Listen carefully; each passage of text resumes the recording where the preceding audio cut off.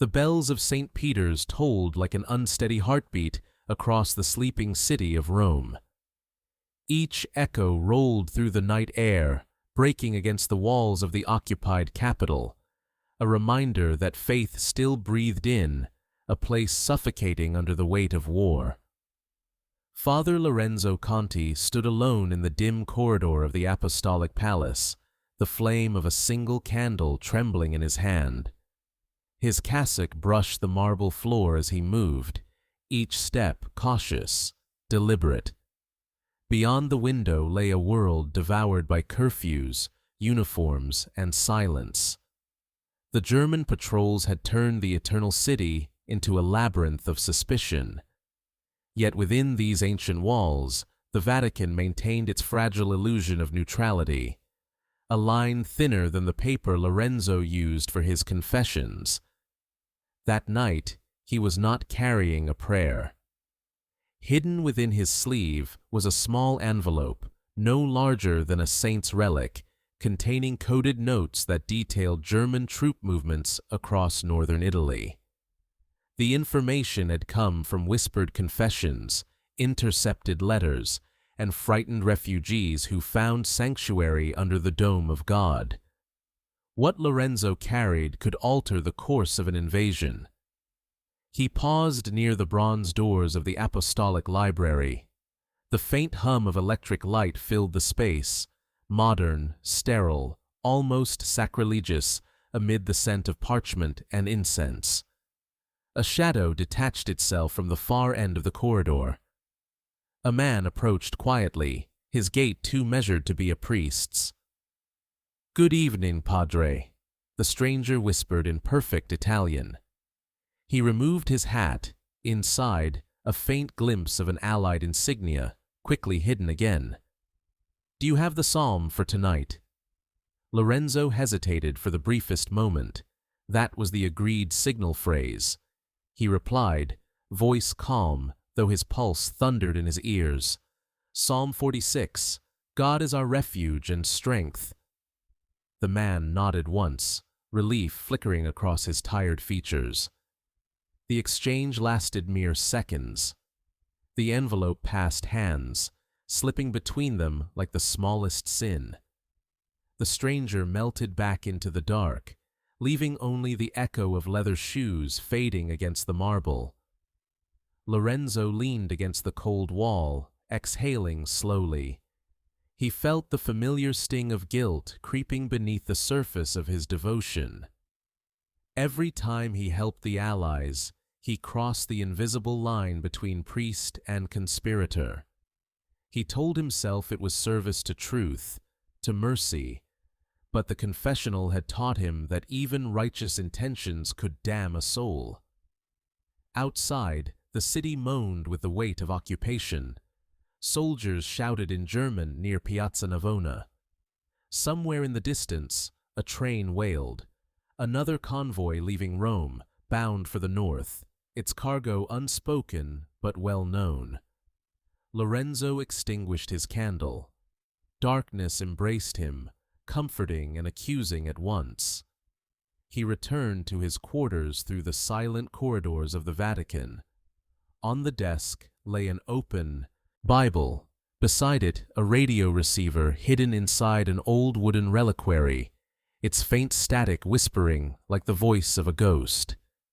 He stared at it for a long moment. The device had been smuggled in by the same man who met him tonight. It was forbidden, dangerous, blasphemous even, and yet it was his only bridge to the outside world. He turned the dial slightly. A crackle, then a faint British voice emerged through the interference.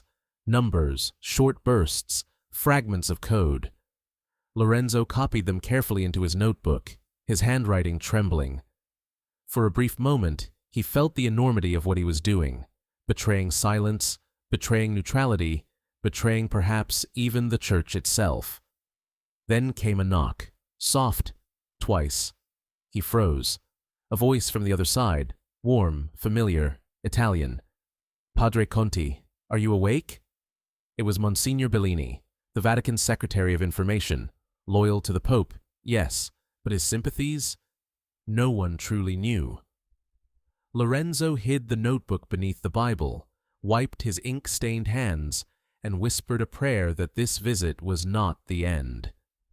The knock still echoed in Father Lorenzo's mind long after Monsignor Bellini had entered. The older man stood in the doorway, his silhouette framed by the faint glow of the corridor lamp. His voice, soft yet heavy with authority, filled the small room. "You work late again, Padre Conti. Even God rested on the seventh day." Lorenzo forced a smile, concealing the tremor in his hand as he closed the Bible over his hidden notes. "There is little rest for the soul in these times, Monsignor. People's faith trembles. Someone must hold it steady." Bellini's eyes, dark and unreadable, drifted toward the desk. "And yet even faith, my son, must obey the boundaries of neutrality. Rome walks a thin path, too thin for error." He stepped closer, his shoes whispering against the marble. "I have heard rumors that messages are leaving these walls, that our sanctuary has become porous." Lorenzo's heart tightened. "Rumors have always haunted holy ground," he said quietly. Bellini studied him for a long moment, his gaze sharp as a blade. Then, with a sigh, he turned toward the crucifix on the wall. "We live in dangerous times, Father. Even confession can carry the weight of betrayal." He made the sign of the cross, murmured a polite good night, and left. The door closed with a sound far too loud in the silence that followed. Lorenzo sat still for several minutes, the air thick with unease. The Vatican was not immune to infiltration. He knew this. Gestapo informants whispered in the shadows of churches. German agents moved freely through the city under diplomatic cover. If Bellini suspected him, others soon would. He turned off the light and opened the window. The cool night air carried the smell of wet stone and the faint hum of the city. From the far side of the Tiber came the sound of marching boots, a rhythm that seemed eternal. The next morning dawned gray and heavy, like the world itself hesitated to begin another day of war. Lorenzo celebrated Mass at a small chapel near the Vatican archives. Few attended now. Fear had emptied the pews. Only a handful of nuns and one young seminarian knelt in silence. Among them, he noticed a new face, a man in plain clothes, kneeling at the far back. His head was bowed, but his hands were clasped too tightly, as if restraining themselves. The man's coat, dark and damp, was unbuttoned just enough to reveal a trace of a military collar beneath. After the service, the stranger approached the confessional. Lorenzo's pulse quickened. The man knelt, crossing himself. His voice was barely audible. "Bless me, Father, for I have sinned." Lorenzo leaned closer, his breath shallow. "Go on, my son. I am a soldier, but not all wars are fought on the front lines. I have done things, unspeakable things, yet my orders continue. I am told there is someone here, a priest, who can help me speak to the Allies. I must tell them something, before it is too late." The words hung in the air like a suspended verdict. Lorenzo's hand gripped the edge of the confessional screen. Was this real, or a trap? His mind flickered to Bellini's warning. "Rumors that messages are leaving these walls." He steadied his voice. "You understand that what you confess here cannot leave this space," he said, "unless it concerns the salvation of others." The man hesitated, then whispered, "Trains. They carry men and machines north. But soon, they will carry more. The Germans have plans to move equipment from France, something they call Uran Project. If they succeed, the war will change forever." Lorenzo felt the blood drain from his face. He had heard the term before, in coded transmissions, but had never understood it. Why tell me this? Because I have seen it. I helped load the shipments. The soldier's voice cracked. I cannot live with it. I know who you are, Father. You think you hide it well, but there are others who know too.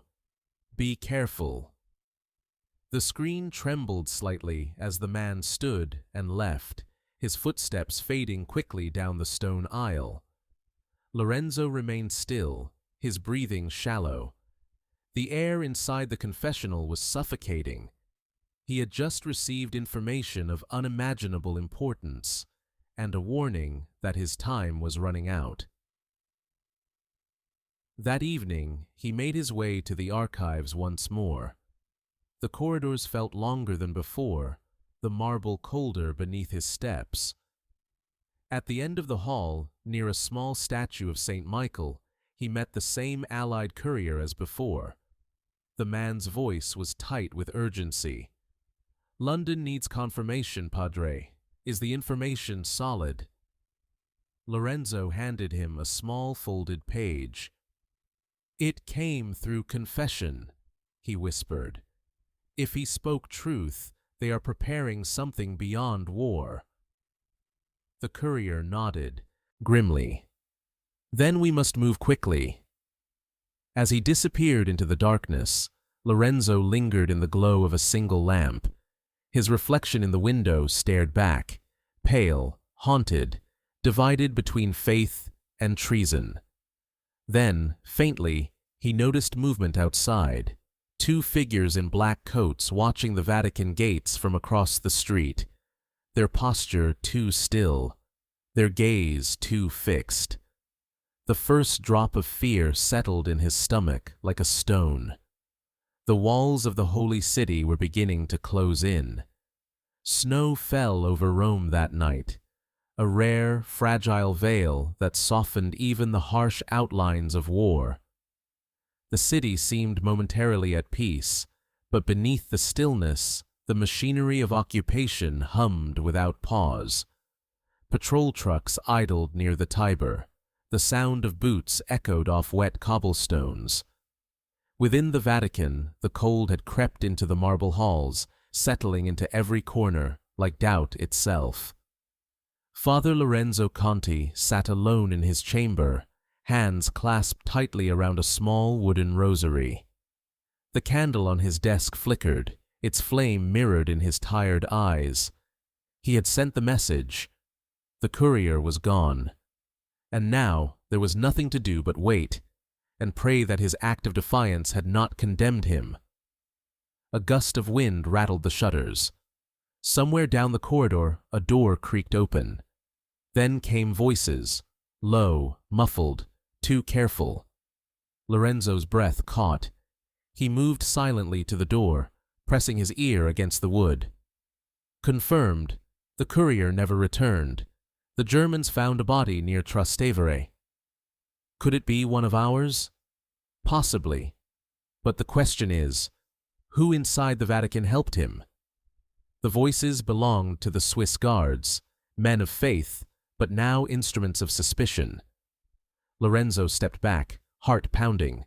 Every instinct screamed to run, but where could he go? Outside, Rome was a city of eyes. Inside, even the saints seemed to watch him from their painted frames. He turned toward the crucifix on his wall. The face of Christ looked down, serene, unchanging.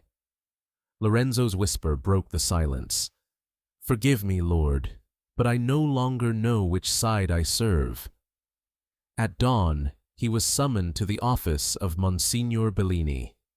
The air there smelled of ink and incense, order and secrecy.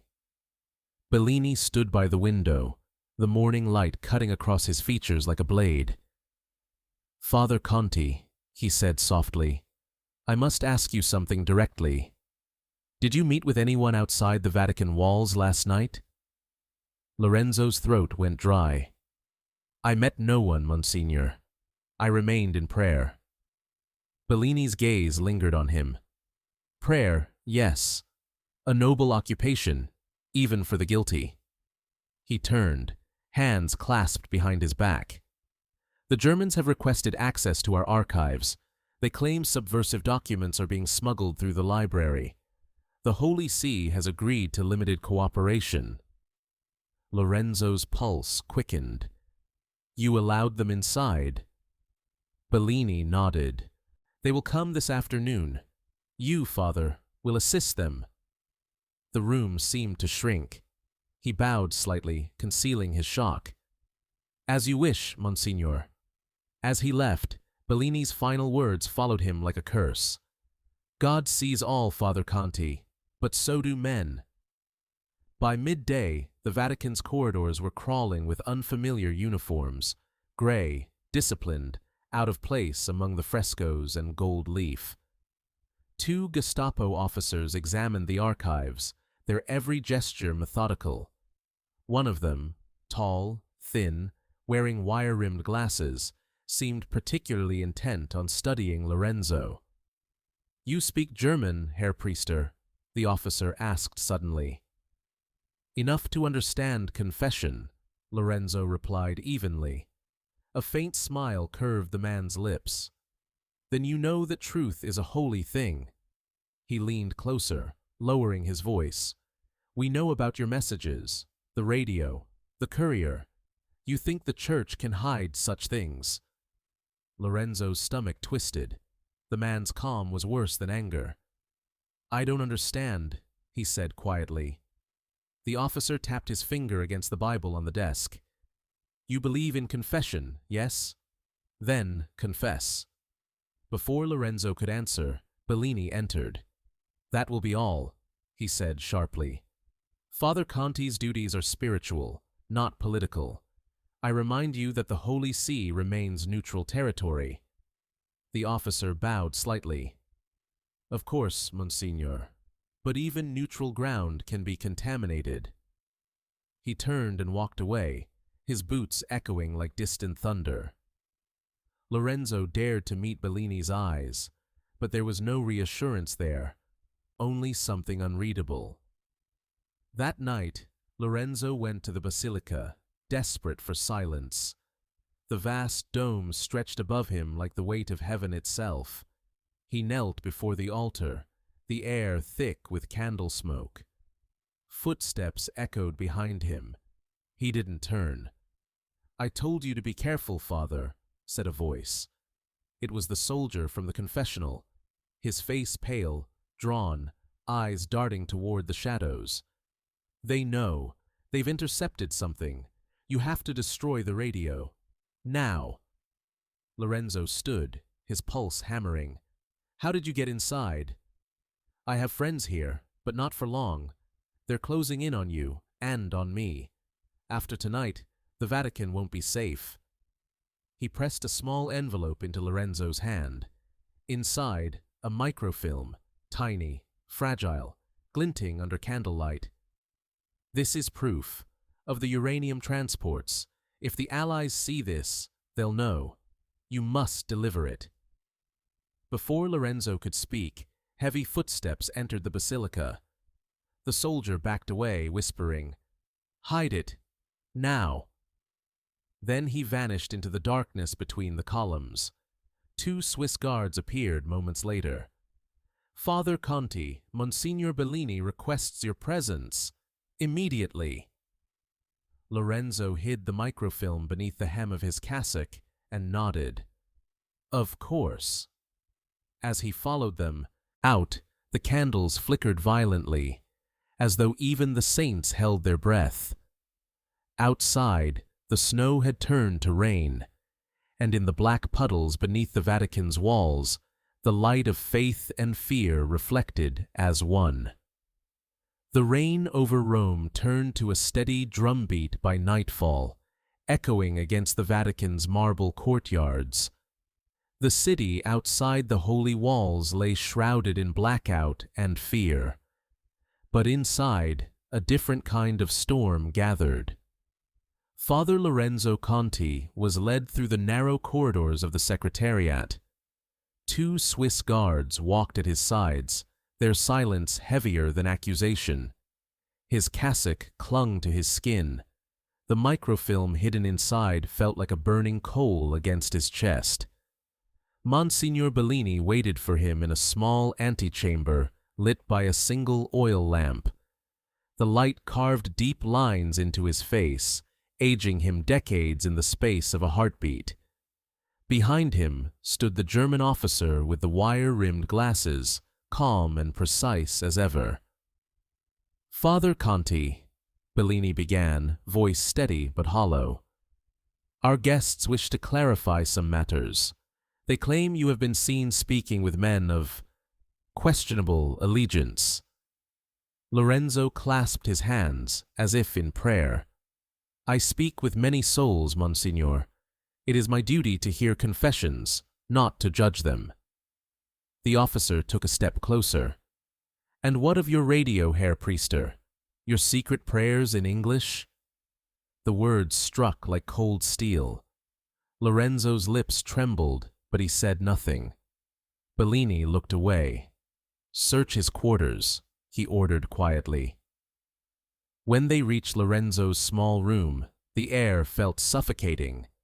The officers tore through his belongings, books, vestments, drawers, until one lifted the wooden reliquary from his desk. He shook it once, then again.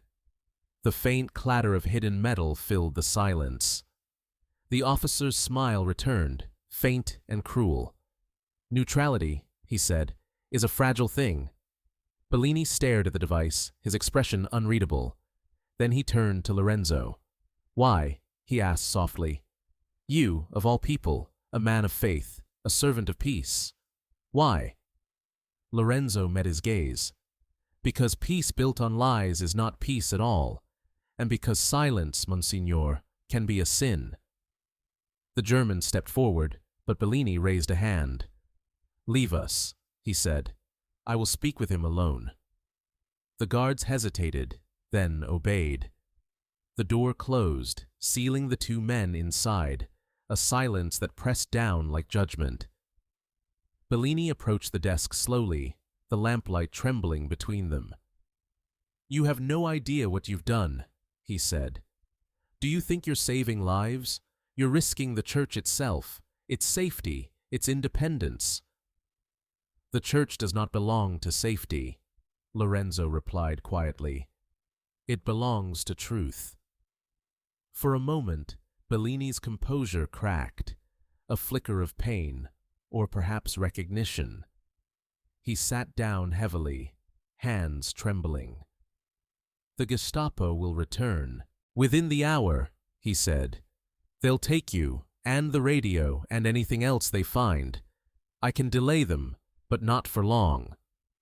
Lorenzo stepped closer. "Then help me, Monsignor. Help me get this message out." Bellini looked up. "You still have something?" Lorenzo hesitated, then drew the microfilm from his cassock, holding it up to the dim light. It gleamed like a tiny shard of truth. Proof of what they're building. Proof of what will come if we do nothing. Bellini stared at it for a long time. Then he closed his eyes. "There's a truck leaving for the Swiss border at dawn. The driver is one of ours. If you can reach the archives before the storm clears, you might make it." Lorenzo's breath caught. "And you?"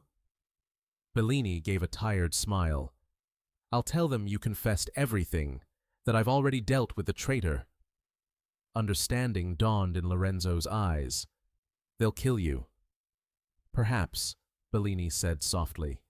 "But perhaps it is my turn to sin for the sake of grace." He stood and placed a hand on Lorenzo's shoulder. "Go, before I lose the courage to let you." The Vatican corridors were deserted. Thunder rolled above, shaking the ancient ceilings. Lorenzo moved swiftly, his footsteps silent on the marble. He passed through the shadowed Basilica. The candle flames bent and shivered as if warning him back. He paused once at the altar, touching the edge of the crucifix. "If I am wrong, forgive me," he whispered. Then he slipped into the storm. Outside, the rain soaked his robes within seconds. He crossed the courtyard, keeping to the shadows. Near the north gate, a truck waited, its engine running low, the driver's silhouette barely visible through the rain. "Padre Conti," the driver whispered. "Yes." "Quickly, give me what you carry." Lorenzo pressed the microfilm into his hand. "This must reach the Allies. Tell them it comes from Rome." The driver nodded and disappeared into the fog.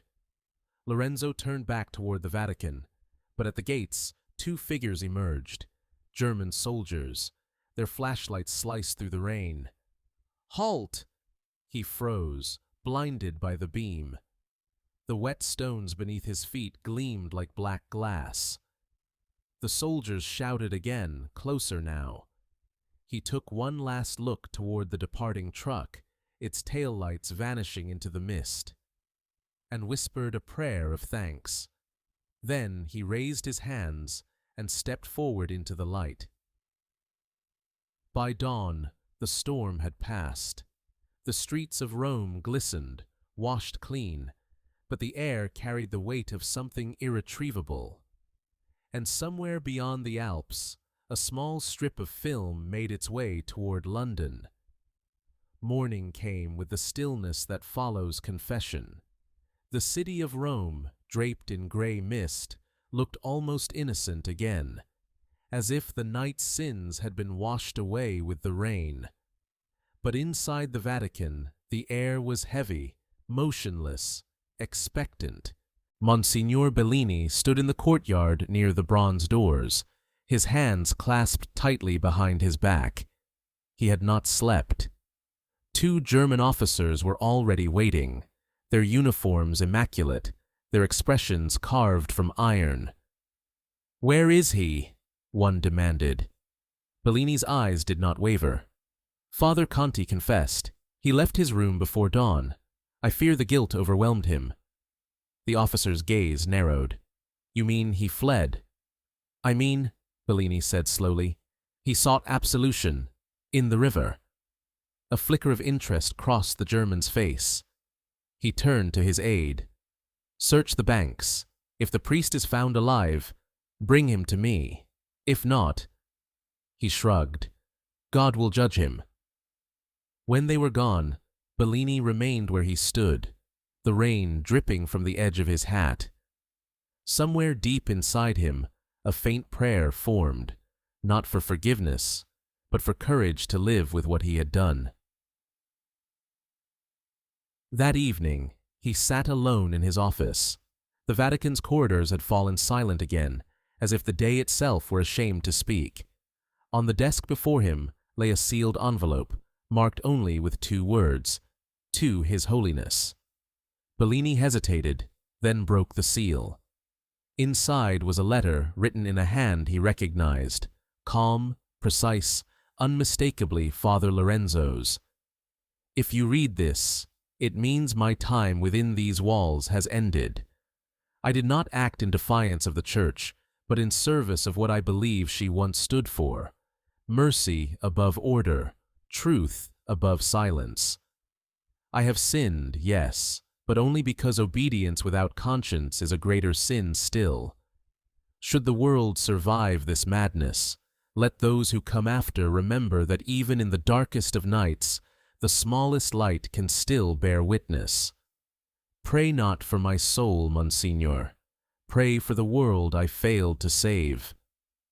Bellini set the letter down.